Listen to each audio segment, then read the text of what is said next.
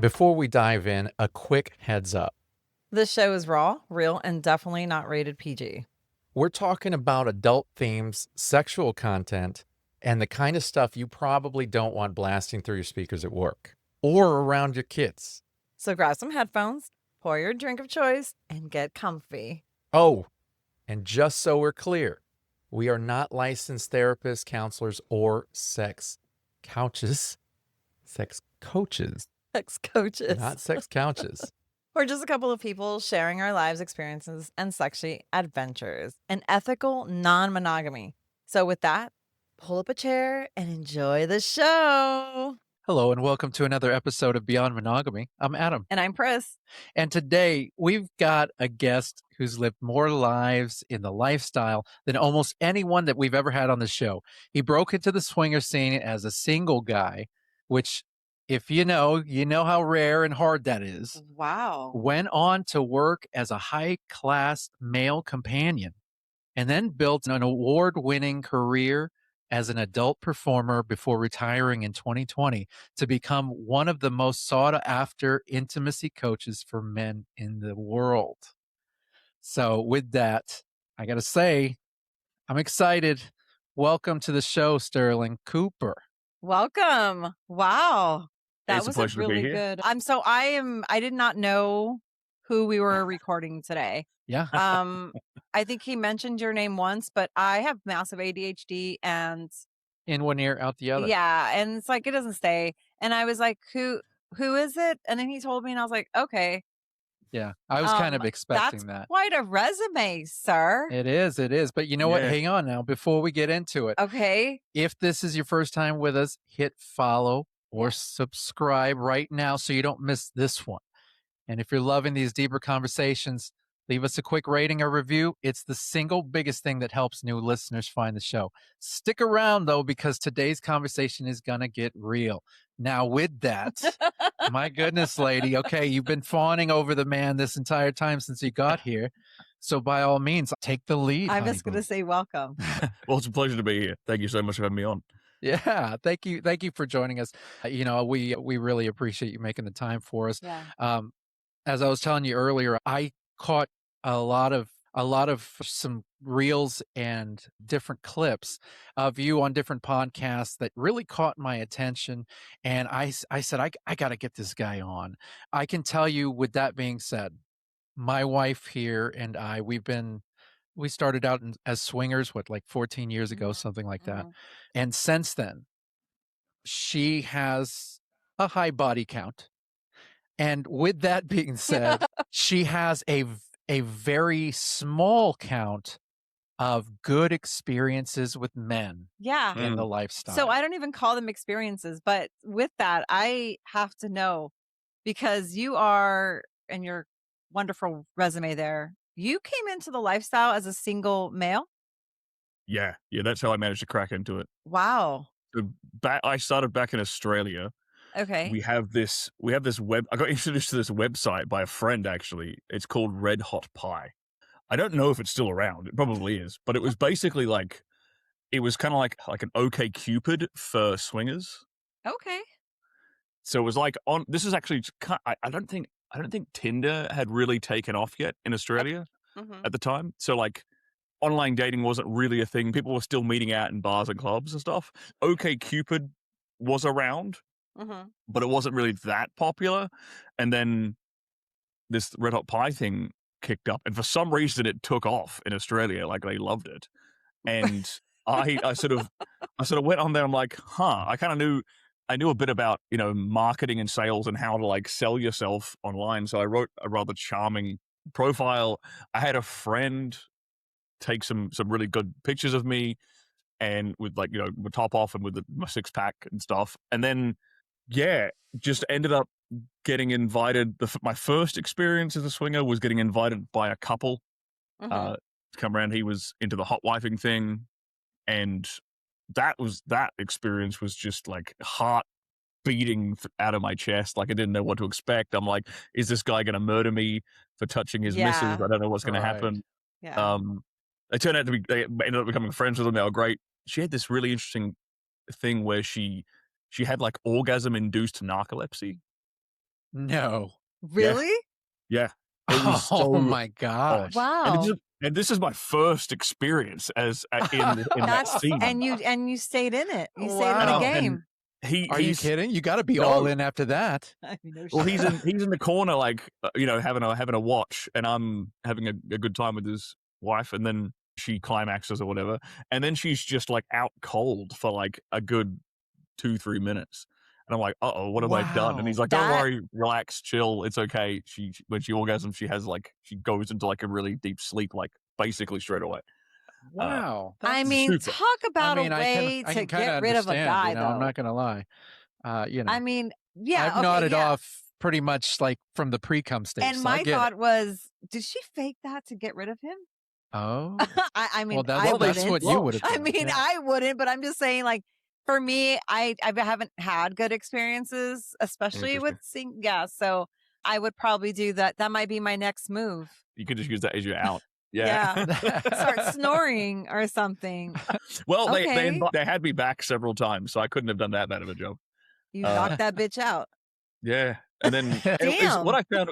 I found it really interesting. Like as a single guy in the scene, it was like it was really hard to try and find, I guess, like unicorns Yeah. to hang out with, because that's what I was kind of looking for, was like people that, like women individually to play with, and That then were open, right? That were more yeah, and accepted then or go the to same Yeah. kind of life. Yeah. yeah, and then go to parties with them, because that was kind of I wanted to sort of experience what the parties were like, and I eventually managed to crack that with there was one girl who was really really fun, and she invited me as her like +1 to this big party, and that was kind of my real big foot in the door in the scene.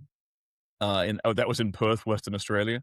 And I can still remember that experience, like, again, heart beating through my chest, like, didn't know what else. I parked on the street, and, like, outside the apartment we were supposed to go into, she was already in there, so I didn't, like, have someone to walk in with. Oh, shit. And I'm seeing all these couples, like, walk in, and the women are all wearing, like, big overcoats, Yeah. So Yeah. like, they've got lingerie on underneath, and you're like, Yes. I'm like, that's definitely the house. I'm in the right You place. do. Wow. I mean, I'm going to say a lot of people don't like single men because some of them come off pushy. Yes. I rarely get the pushiness. And maybe it's because of the air I give off to men. I'm to be very honest, when I meet a man, I'm always like, I'm the main, you're not running this. I'm running this She shit. out Like, alphas. I'm the alpha. Like, Right. you don't have any control. I'm going to start the conversation. And if I'm interested, you're going to know. So I don't have a problem with single men, but some people really feel like single guys act very predatory. Well, now to be Now, fair, I'm going to say, I have never had that. I've never seen that. I have seen that more couples. there's a lot of people who just automatically carry that on from their vanilla life Yeah. in thoughts like that. But Yeah. what they don't realize is there's a lot of men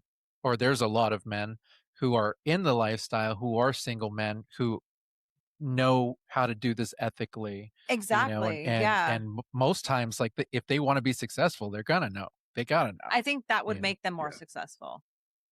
Yeah, it's interesting, because I went to I would go to party. Like I said, I started off with just getting invited around by a couple to do the hot wifing thing, and then found a way into parties, and then when I sort of networked more through parties, and then would go to like a couple of clubs that we had in the city, and it was more at the clubs that I saw the sort of creepier single guy stuff that you're talking about. Because the club's trying to make money, so they would let anyone in, Right. and they obviously weren't restricting like how many single dudes they let in. Yeah. So obviously the ratio's off, which is never a good start. Yeah. And Sausage lot of them- fest. very much so, sausage fest, yeah. Yeah. A lot of them would be just sort of sitting around, kind of watching other people play. Whereas what I found that the parties were a lot more, because they're a lot more exclusive, and something like you're being selected to be on the invite list. It wasn't just anyone could come. That made for a much funner environment, and everybody, like, if you're pre-vetted to go into that party, they were like, okay, well, so-and-so vouched for you, so you can't be that bad. And so there was already like, you'd half won them over already. And It's kinda I like found a a couple in those built-in parties vetting really receptive. process. Yeah. Sorry, say that again. I cut you off. It's kinda like a built-in vetting process. Yeah, very I much so. get you. Yeah, Hmm. Okay. Wow. Dude, definitely, definitely as a single guy, right? Because it's like I've got to do like the charming Yeah. right. in that environment, even though I'm Mhm. there with like a date, right? Mhm. She's like my plus one or whatever, or I'm her plus one Mhm. rather. Because she got invited as the unicorn. I didn't, Mhm. you know? Okay. So I'm there as her kind of like she's my representative there. And Right. so I've got to make sure I'm not like weirding anybody out. I got to go in there and be as charming as I possibly can. And I always found that if I just won the guy over, it made the whole interaction way smoother rather than just going in and try to hit on his wife immediately. You know, Yeah. if I'm like, hey, how you doing? Like, I just have a regular guy conversation with him, and then I nonchalantly like compliment him on how beautiful his wife was, Yeah. and then he's like, "Oh, well, have at it." Like, it was sort of that was kind of Exactly. like, That's how you get in the door. yeah, yeah. It wasn't that complicated. I don't know why. I don't know how guys managed to screw that up. I was like, what? Yeah. I mean, I'm not gonna lie, even women screw that up. Like if they were just and I'm That's true. I am very territorial, but um like if they just ask me or like, hey, talk to me first and Yeah. then the transition from me to him would be so smooth. Mm. And I'm so on the show, I am very blunt. I'm very territorial. I'm very possessive. I'm a very jealous person. I'm But not. we still thrive in the Right. lifestyle, Yeah. He's learned to accept it and I've learned to understand my quirkiness. I know how to better navigate it now, it's just Yeah. different. For when you don't really realize where it's coming from, now I kinda know. And I'm Mm. like, "Okay, let me figure out how to work this." I have mad respect for single guys in this community, I've said it before, Yes. because It's hard. I feel like you guys have to work twice as hard, kind of against the grain to gain respect from others because there's almost sometimes like a negative cloud Mm. over it. Sometimes people get very kind of freaked out. Yeah, there's definitely work to do. Like, it was definitely like I was consciously aware of the fact that I had to like impress people See, or at least not weird them out. that's the Yeah. key. Yeah. Yeah. Yeah. I think Whereas sometimes horny brain takes over. yeah, yeah, Yeah. that's a good way of saying it. Because that's what I saw a lot of with, especially like I said, especially at the clubs, Mhm. not as much at the parties, but definitely at the clubs where you'd have the dudes kind of like not reading the room, I guess, like Yeah. Yeah. Okay. not reading the interaction, not seeing Yeah. like, oh, this couple and this couple are having a good time together, they're getting to know each other, and then he tries to like insert himself into this Yeah. conversation. Yeah, Yeah. Totally. it was definitely a really, if anything, it was an experience in like networking, as a weird way of There you saying it. go. Yeah. Like Yeah. I learned a lot about how to network with people, which I've Mhm. applied into like business from the swingers scene of all things. Is that where you got the idea to jump into adult films? Yeah, well, so during my time in the swingers scene, I had a few girls I played with who were escorts themselves, and Uh-huh. and they'd done a bit of porn themselves as well. And it was over the course of like a year and a half. I had on at least 3, 4 different occasions, I had these women tell me, "Hey, you should give like escorting a go. You'd probably be pretty good at it." And I'm like, she's just trying to like blow smoke up my ass. Yeah. I just sort of, No, we don't usually say that. it's Yeah. it. If I heard it once, I'm like, whatever. Heard it twice, I'm like, that's funny. I've heard that before. And then I heard it like a third or fourth time, and I'm like, shit, maybe I actually should give this a go. And so Yeah, because I've then, never been told that at all, just so you know. So oh, believe that shit, man. they say that to all the guys. I'm gonna walk away going, No. damn. No, I'm we about do to up my not. We do game. not. Well, that was, yeah. So that happened a bunch, and then I thought, okay, well, maybe they're onto something. And the way it actually eventuated was one of the women that I played with, she had this idea to start up like basically like a gigolo agency. And she had like Smart. me and one other guy, And her initial her business plan was like, I'm gonna find like these couples in the scene who have a really specific niche fantasy they want to act out, Yes. and I'm gonna get these two guys to cater to it. And so we did like a bunch of photos. Like she got some really, really good photos of me like nude and topless and stuff. Mm-hmm. And then the plan completely fell through, Oh. and she didn't do the whole agency thing. But I had all these like I had all these like really good photos, and I'd learned from her how she was intending to like advertise this whole thing, like the different forums and stuff. Yeah. And so I'm like, fuck it, let's give it a crack. Yeah. And I Hell did yeah, it man. myself. And yeah, like the first client I got was actually a woman who used to escort herself in like her 20s when she was at university. Oh, wow. Yeah, that was really what else to be an escort? What are you having sex with these people? Is escorting that? So it's everything. Okay. It's everything. Nice. It's an experience. It's an right? experience. Yeah, Okay. Okay. It depended on the client, obviously. So if it was a couple booking me, it was a hot wifing experience Mm-hmm. or a cuckolding experience. Yeah. So like I'm the bull in that scenario, and it's a lot of the time it was like him buying me as a present for her birthday. That's a really great present. It was always his idea. It was always the guy's idea. Always. Like, Did they wrap you up? I have to see this scenario real quick. Nah. There was one interesting client I had where we sat down and we were talking, like we were on their back patio talking, getting to know each other. And they had these two dogs that were like, they just really didn't like me. And like so the lady was like kind of up next to me, like getting all touchy-feely on me. And this dog was right here, like growling its ass off, like right next to my jugular vein. And I'm just like, I'm trying to like do my job, trying to concentrate on this lady, like, you know, giving her like the attention she wants. And I'm like, do you mind if we like go inside? Because I don't think he likes me being here. I mean, Adam's gotten his balls. Oh yeah, I've had. I think we had a whole show on it actually. Went up But yeah, to his balls and tried to nip him, that was not a fun experience. I since then I'm a little skittish when there's animals around. Yeah. Frankly, I don't even like to masturbate in front of our cat. Like that's just weird to me. Like I won't even go there. You know, I kick the cat out, and then I'm like, okay, now I can do my business. Thank goodness. Yeah, you don't need to see this. Like that's right. You avert your eyes. You know. Yeah.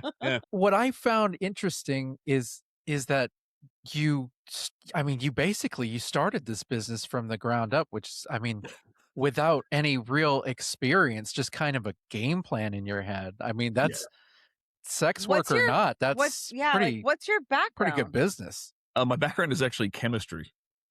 Wow. Chemistry. Of all things. Yeah. I have a double degree in chemistry. So I worked as like a research scientist for a pharmaceutical company for a bit. A sexy scientist. It was really boring. It was really not sexy. It was like the most boring job I've ever had. Look, Stirling, don't ruin the fantasy, okay? Oh yeah, me in a lab coat. Yeah. So it was funny though, because I was doing like, I was by day I was like this not pharmacist, but you know, like in a lab, and then by night I'm like off doing all these parties and stuff. Magic Mike. And we kind of like, what I noticed there was a real difference because I moved around Australia. So when I was in Western Australia, most of the clientele were like couples booking me for the hot wifing cuckolding thing. And I noticed, and a lot of them, we have this phenomenon in Australia, especially Western Australia, where we have lots of mines, right? So we have lots of big gold mines, huge iron ore mines up in the northwest. And we do this thing called FIFO work, which stands for fly in, fly out. So guys will fly up to the mine site. They'll work for like 2 weeks straight, and they'll live on site. They'll eat, sleep, breathe there, and then they go back home for 1 week. They go back to the city. So it's 2 weeks on, 1 week off, like that. Wow. And what I noticed was that all the people that were booking me, the couples that were booking me, it was guys who worked FIFO booking me to smash their wife when they got back. And my thought process was like, here's what I think's happening. This guy's like on site for 2 weeks straight, no women around, just porn. And he gets the fantasy in his head there. And he's like, I'm going to try that with my missus back home. Yeah. And so he comes back, finds my ad. I come around and we play out that fantasy with his wife. And it's like when I moved to the east coast of Australia, like Sydney, Melbourne, where there's a lot more like white collar work, like finance and yeah, just general like big corporations and things.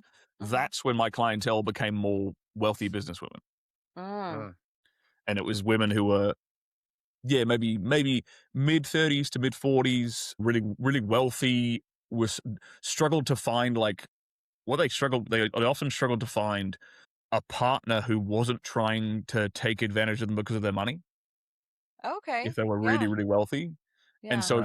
they wanted that compassion, they wanted that companionship and that love and that passion as well, but they didn't want to risk having their heart broken Mm-hmm. by dating. And so Yeah.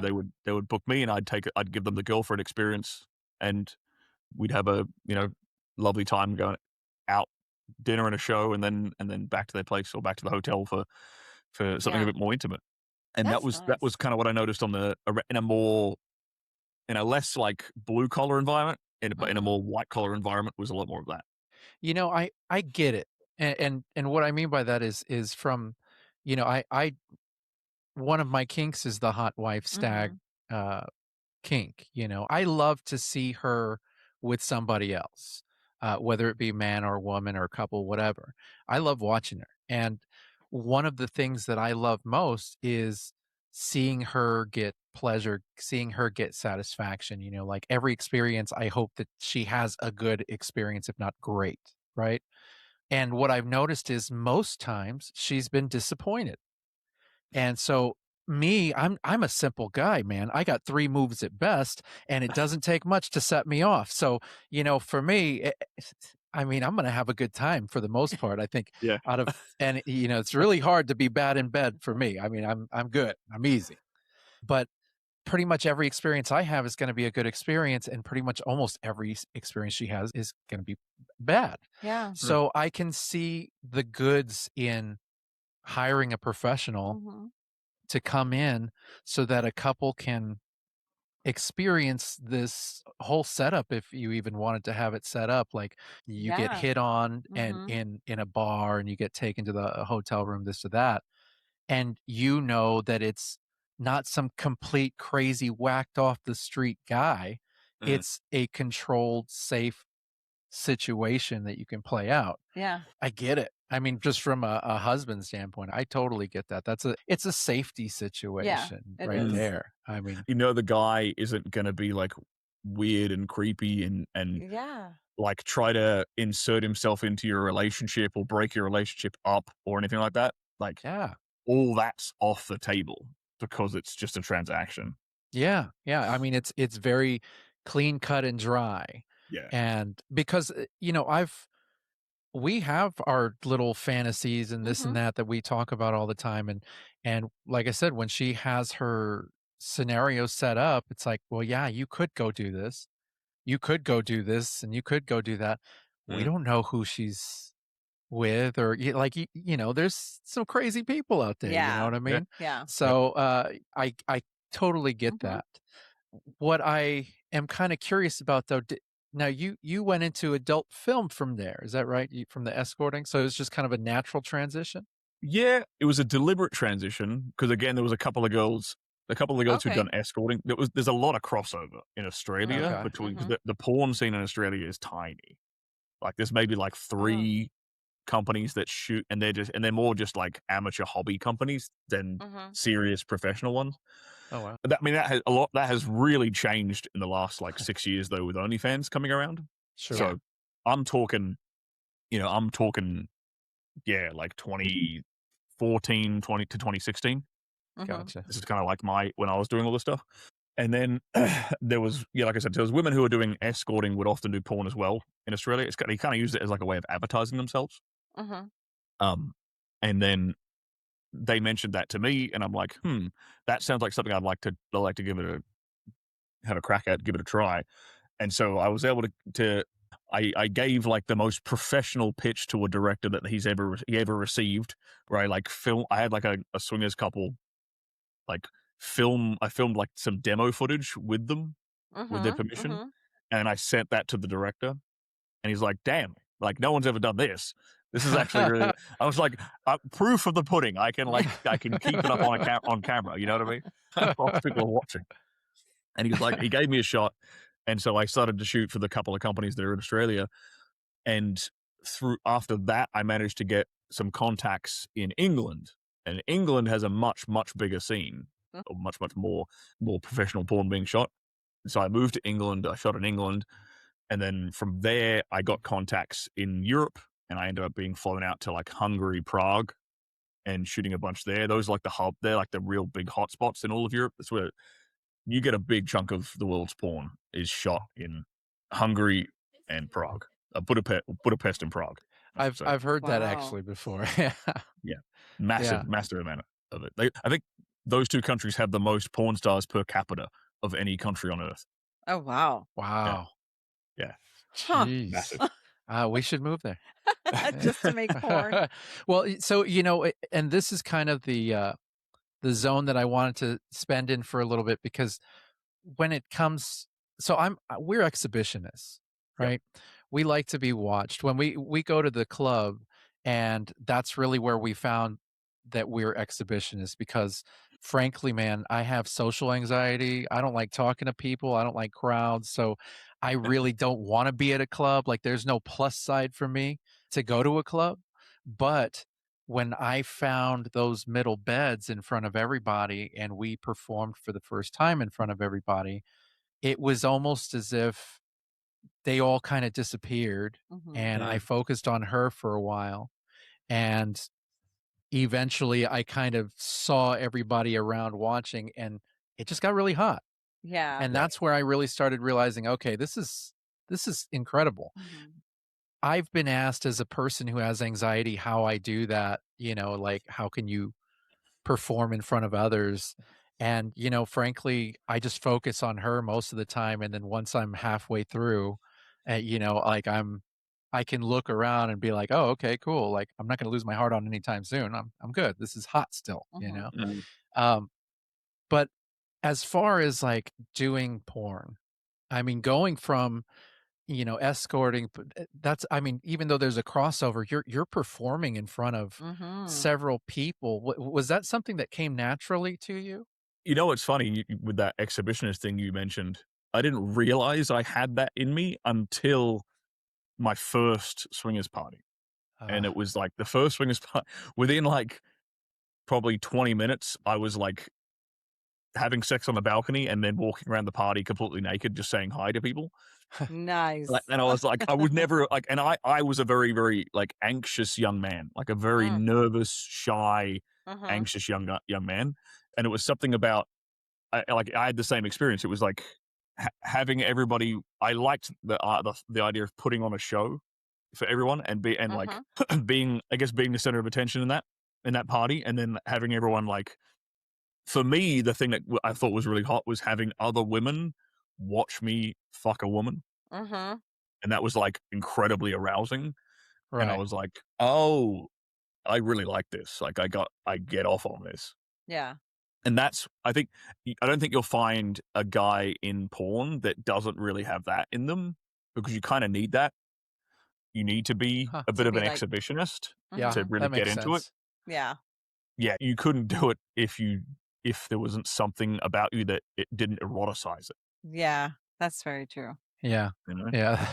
I get But it's that. also weirdly, it's like a weird roundabout way, but it was like super really good for my confidence. Like of all Yeah. things. Yeah. I It bet. actually made me like, way more confident, Yeah. way less anxious. It's like, I mean, after having done porn and that now, it's like really hard to embarrass me. Like, Yeah. I see, I understand that. Well, so like I haven't done professional porn or anything like that, but just doing, performing in front of people at different parties and clubs and things like that. I never figured that we put on a good show. I always did it from a this is a hot thing Yeah. standpoint, like people are watching us. mm, And then after a while, people we thought were hot were coming up to us going, y'all are fucking hot. That was hot. And of course that like it, explodes the ego a bit, and it's like, mm, okay, let's fucking do it again. You know what I mean? Right. And Right. it becomes more and more where it's like, okay, this is kind of feeding it a bit. Like I love this it. is nice. But I'm not an anxious person. Like No, I'm 48. I'm comfortable in my body. Like it is what it is. But one of my dreams is to be a porn star. So before I oh, yeah. die, I'm going to be a porn star. Yeah, Well, she's made it her goal. well, technically, OnlyFans has made that accessible to everybody, so it's not. Yeah. This is true. It's not exactly. Yeah, back when I got into it, it was like really hard Yeah. to sort of crack the scene, especially as a guy. Like no one wants to talk to you as a guy. Yeah. Like, get Yeah, out that of has to here. be hard. Yeah, so you have to you kind of have to utilize like your reputation with the women Mm-hmm. to be like for them to recommend you to other people. That was one of my big breaks when I got to the United States instead of shooting there. Was I was with an agency, and to be honest, the first agency I worked with, like they were absolutely useless. Like the guy, my manager just did coke all the time and like never booked me anything. So he was horrible. Me and another guy were both in the same agency, and this other guy, he got pink eye and he had to cancel the shot, his scene. And so I got a call like last minute, hey, do you want to come shoot for kink.com? And kink.com is like the world's biggest BDSM site. They're like huge, great reputation, a great reputation in the industry, obviously. And I got there, I was so excited. I'm like, yes, this is my chance. This is my shot. I knocked it out of the park, had a great day. And the girl I worked with really had a great time. And then it was the director really liked me. And he was like, yo, are you free like Thursday next week? I'm like, yes, sir. I absolutely am. Yeah. And he booked me in again. And I ended up working with a girl who worked for one of the biggest agencies, is Spiegler's Girls. He tends to run like all the girls on his roster tend to win all the awards. Like he's renowned for having like the best talent in the industry. Mm-hmm. And so I ended up working with the Spiegler girl, Penny Pax, and she loved it. And she recommended me to her agent. She went to Spiegler and like, this guy's good. Our girls can work with him, basically. And that bang, like then overnight, like I had a career. Like prior to that I was like, that's amazing. Struggling, Wow. like it's sort of for a guy, it very much depends upon like that. It's a bit cliche, but it's like that lucky break, I guess. Yeah. Yeah. Opens the door for a lot more work. You just have to be available and hope that it crosses your path, huh? Yeah. You had to be like I always took a really professional approach to it, where I treated it like a job, like you're there, like the director has a problem he's trying to solve. The problem he has is that he needs a dude to keep his dick hard and not upset the model, like not creep her out or piss her off, show up on time, do his paperwork, not create drama, pay attention, listen and work with him, get the angles and shots he wants. And once I had that like sort of mentality in my head, I'm like, cool, this is what he needs. So I'll just give him what he needs. Yeah. And like, because we all make money. Let's do it You know, right. it wasn't about like me getting my rocks off so much. It was a job. Right. It was a job. And then I had a few directors who really liked that approach, and they just kept booking me again and again. So. That's good. Now, does the casting couch exist in this arena? Like, is that just a myth? No, it like there's a couple of websites which do a fake casting couch. Right.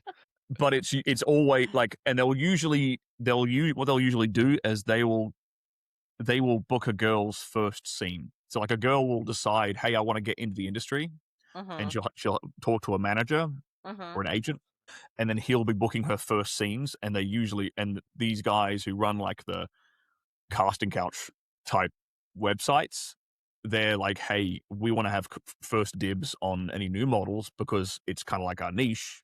That's the fantasy we're selling, is that we like these girls are unknown. And so they cast them first, they shoot them first, and then they get into other stuff. So it's kind of like, that's kind of how that works. There you go. It's still a controlled environment. Yeah, it's that's still a pretty controlled smart. environment. Yeah, it's clever. One of the big things that like kink.com did from day one that all the other websites have kind of adopted now is like the consent. They do a consent checklist and they do a consent interview before and after the scene is shot. So you'll have you'll basically have like a form you'll fill out. Both the male and female model will fill out.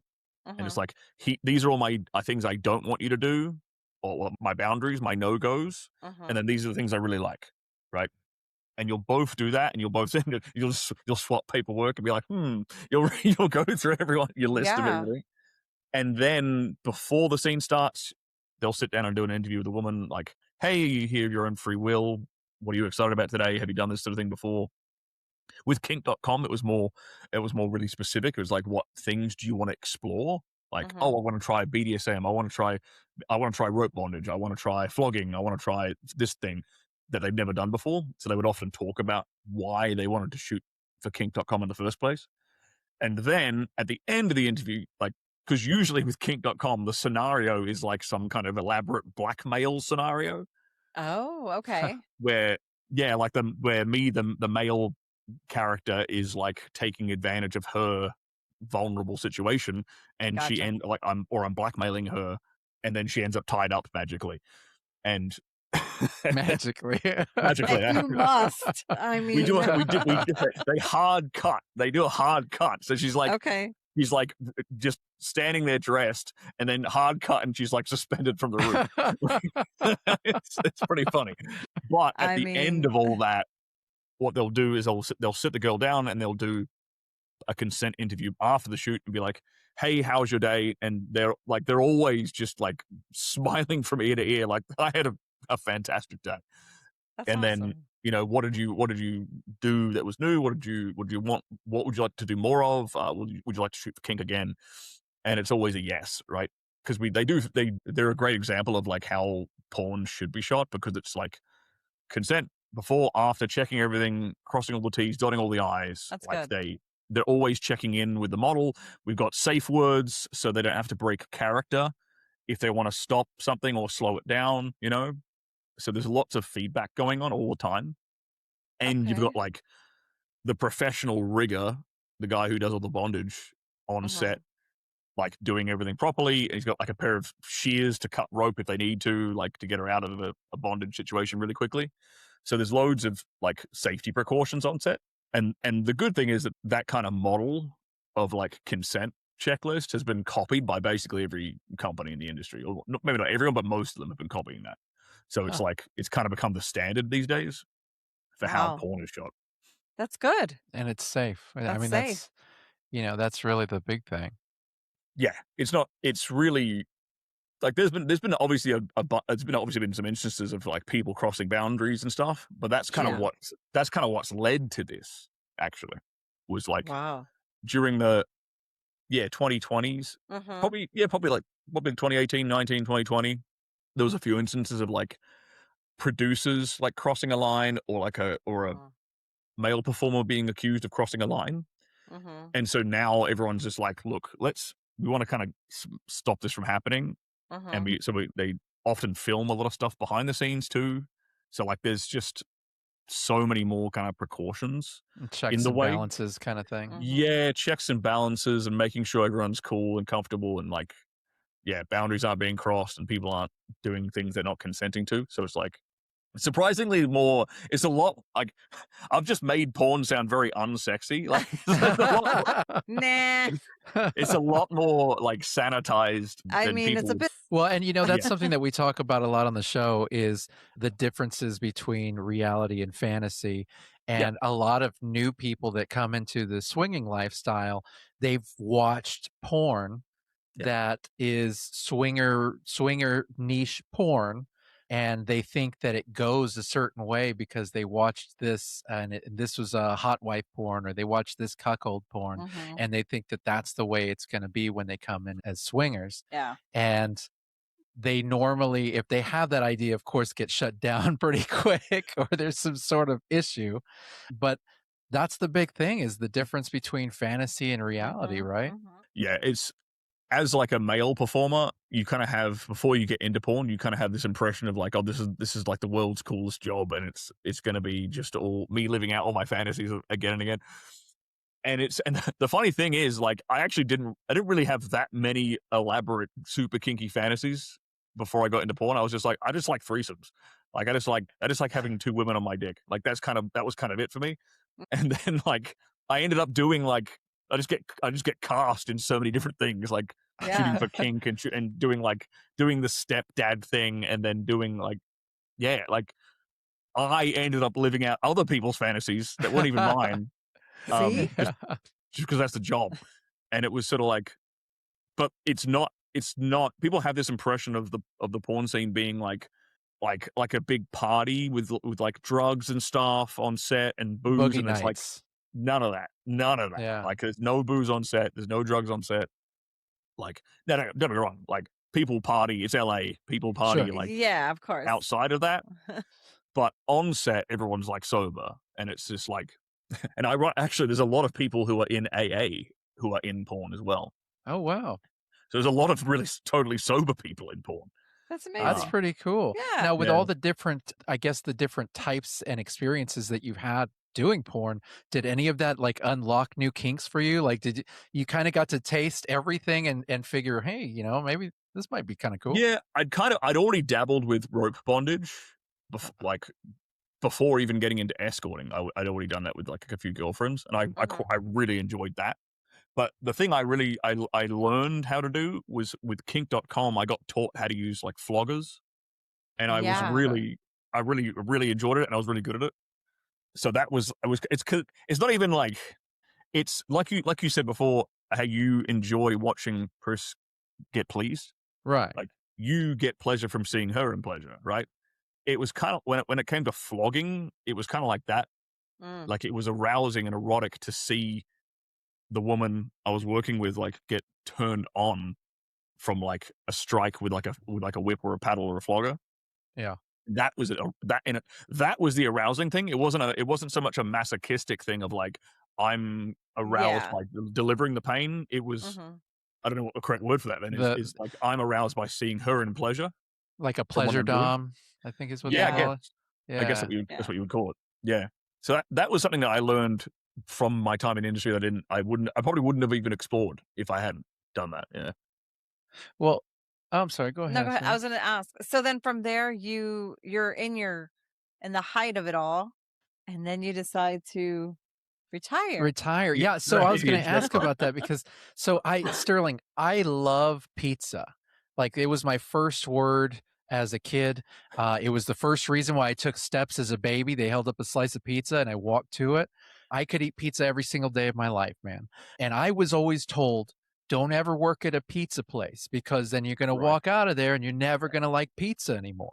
Yeah. So I'm kind of curious. Do you still like pizza? You know what? It's a very similar thing. That it kind of took a lot of the fun out of sex. I'm not going to lie. It's just because so much of the porn that you shoot, you're kind of taking direction from a director or from the cameraman, right? You're getting them the shots they want. There's a lot of porn which is shot just for the camera, just for the viewer's pleasure, and it's not shot for your physical pleasure.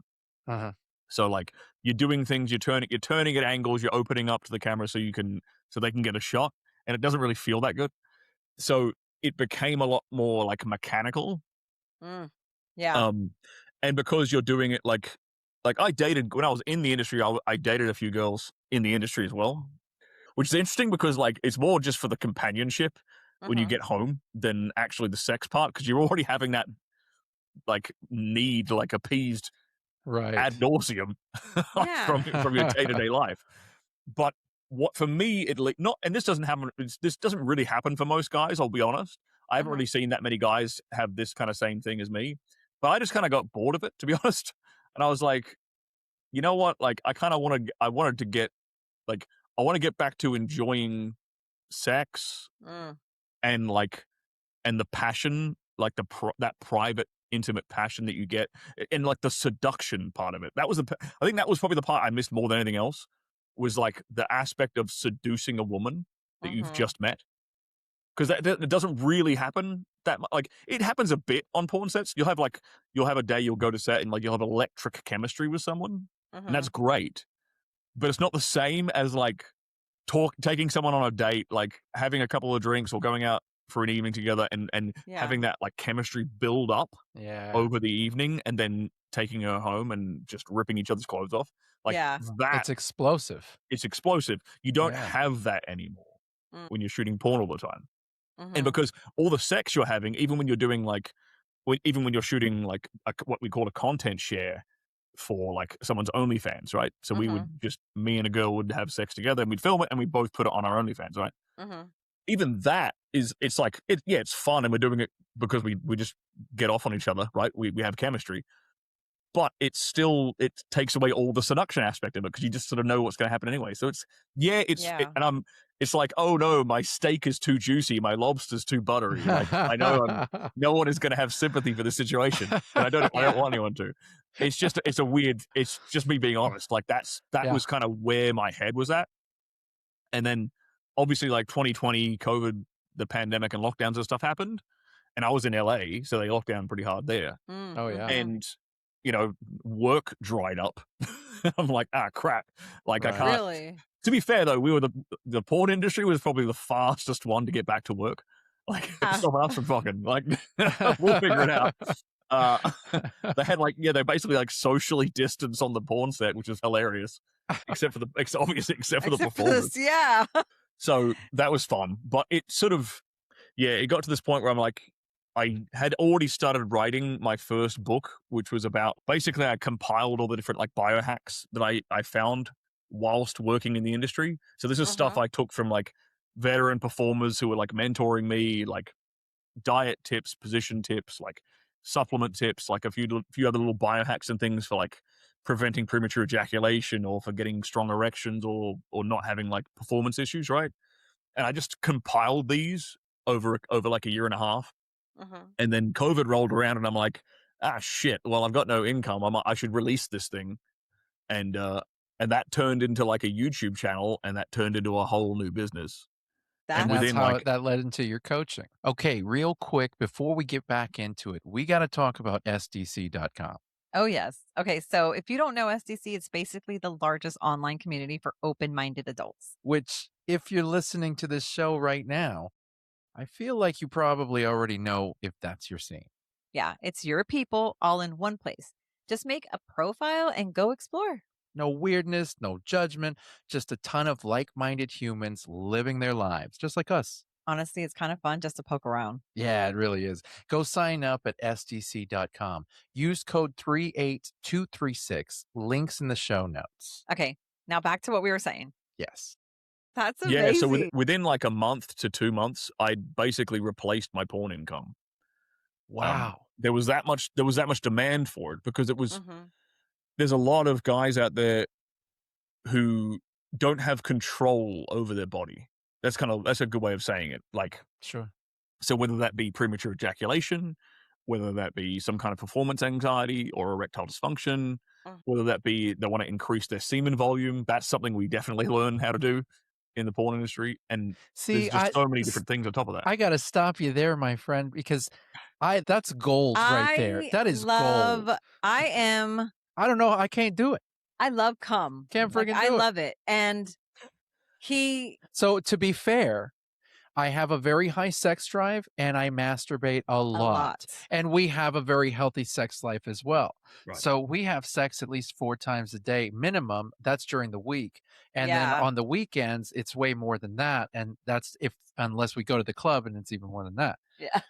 And I will masturbate anywhere from 8 to 10 times a day. On average. Adam, you should be a porn star. Jesus Christ. You've got the And I can come and stay hard and keep going. And so bro, you've missed your calling in life. I'm sorry.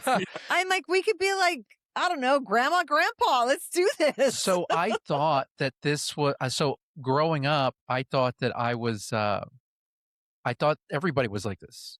And it wasn't until that we became swingers that I realized, oh, this is not a thing. Like not everybody's like this. And I've had guys, after I've played with their wives, they're like, yeah, no, we're not going to do that again. You wanted to do 3 or 4 rounds and I only had 1 in me and I can't. I always miss out. I mean, it is what it is. And that's where I feel bad. I'm like, dude, I just had 4 rounds over here and you're still on your first and you look like you should be someplace else. Yeah. You know what I mean? So we need to figure out how he can come more. So you just so I just heard you correctly. You said that when you ejaculate, you don't go soft. You stay hard, and you can ejaculate again, right? Correct. Is that what I heard you say? Yes. Okay, Adam, you, my friend, you have a very unique brain chemistry, I would suspect. So there was Okay. a study done. And it was only done on one individual because they could only find one individual who was like this. And it was a man who had the same situation as you. He could ejaculate, stay hard, and ejaculate again. He didn't have what is known as the male refractory period, right? The refractory period is that time between that most guys need between orgasms, Right. Yeah. where they Yes. go soft and it's just not happening. Mhm. Uh-huh. That's the refractory period, right? You don't have one, Adam, and neither did this guy in the study. And the reason that I might be telling you something you don't know about yourself, this is pretty cool. No, this is the first time I'm I'm hearing so this. excited. Okay. So the reason that the man in the study had this is when men orgasm, when men climax, their brain releases a compound called prolactin. Actually, funnily enough, prolactin in women causes them to lactate, but we both Okay. have it. Shit. Both men and women have it. And the release of prolactin in our brain is what causes the male refractory period. Now, when there's a relationship in your brain between dopamine and prolactin. Dopamine is high, prolactin is low, and when prolactin is high, dopamine goes low. And what they found, they basically just did blood tests on this guy as he was ejaculating, and his brain didn't produce prolactin when he orgasmed. So he was able to stay hard and just go again. And Yeah. I very much suspect that is exactly what happens with you, Adam. You probably don't Wow. produce That's prolactin. nuts. Yeah. Yeah, Yeah, like Wow. you are naturally multi-orgasmic. Yeah. And Yay, you know what's me. funny is that She puts in a lucky lot of you, work, Chris. man. Lucky you, because there's been bodybuilders. If you go onto bodybuilding forums, like from back in the early 2000s, bodybuilders were trying to kind of biohack this, or maybe they biohacked it by accident. So there's I think it's a Parkinson's drug called cabergoline, and it's a really intense like prescription medication for Parkinson patients. So of course, bodybuilders got a hold of it, Uh-huh. and they started experimenting with it. And what cabergoline does is it basically stops your brain from pumping out prolactin and shoots the dopamine up. And it didn't work for everybody, but what a lot of bodybuilders found is when they took cabergoline, they became naturally multi-orgasmic like you are. Oh, shit. Yeah. Wow. Funnily enough, I'll give you another big up.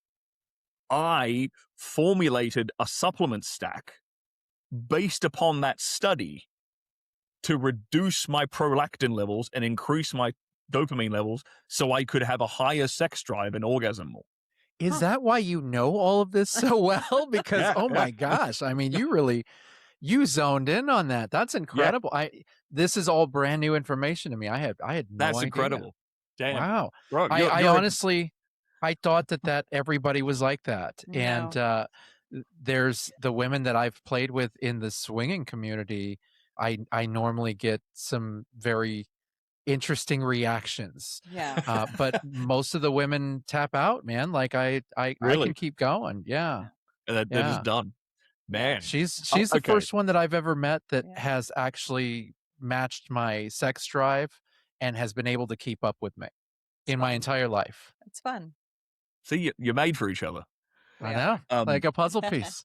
Like a puzzle So piece. you See, saw that and you did, so is that what got you to decide to do coaching? yeah, That's that was what what took like, off the whole. that was kind of one of the things I saw. Like people, lots of guys would DM me anyway. Like over the course of my career, like, hey, I'm having trouble with like premature ejaculation, or I'm having boner problems.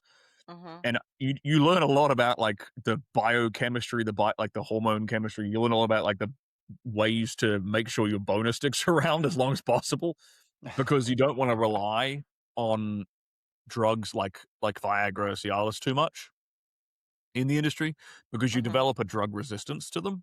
Eventually, they stop working, and you need to use like even more heavy-handed stuff. Like they eventually got to this, like if a dude uses Viagra like basically every day, it'll stop working, and then he has to switch to this thing called Cavaject, which is nightmare fuel. It's like a fluid that you have to inject into your penis via a syringe.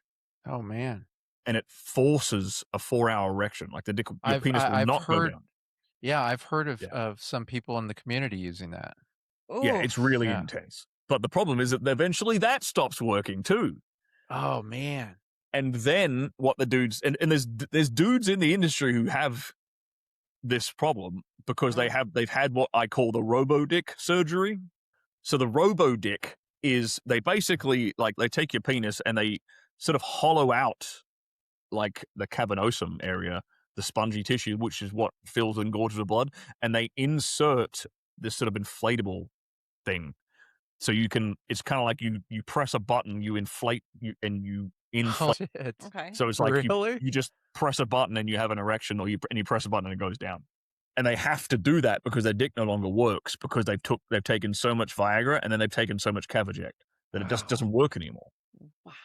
Yeah. You know, all I have in my head is a penis, but it's in the shape of those things in front of the car dealerships where the hands are waving and flailing around. That's all I'm thinking about. Great. Thanks for that. That's exactly what it looks like. I mean, I come across, I'm super understanding when men cannot perform. I totally understand nervousness. And I understand this because it's happened to my husband. Oh, yeah. You know? So, and I know that he works. You know, I know that he has no problem. But some men, Overstimulation is a thing, man. yeah, some men just, they think about it and they're like, yeah, let's do this. We get to the point and then it's like soft. And I used to think it was a me issue. And then when I realized that it wasn't a me issue, I don't mind when they come up front and they're like, hey, so it takes me a little bit and it also takes me a little bit to ejaculate. And it's like, okay, that's awesome. Like, tell me that. I don't like it when they don't tell me. And we're sitting there and you're trying to stuff a soft penis inside of a vagina. Like, it's not going to fucking work, right? Or Talk also, about not removing all the sexiness out. all of it, right? Good. It's like, no, that's not even fun anymore. We had a term for that in the industry called pushing rope. Oh god. Can you just visualize? Because that's exactly what it is. Like you take like a piece of rope and you're trying to push it and it like bends, you know? Yeah. Like, it didn't work. And it's like, I mean, I feel like there's not enough people like yourself that are expressing that to men.